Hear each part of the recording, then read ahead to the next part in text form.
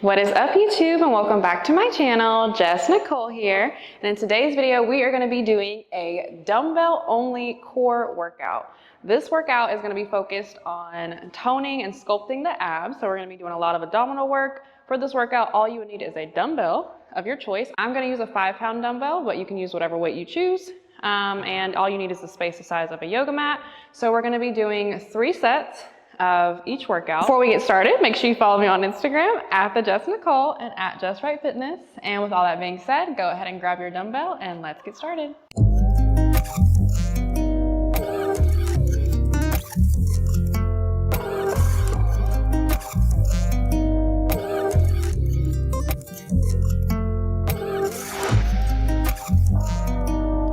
Okay, this first one is just going to be a crunch.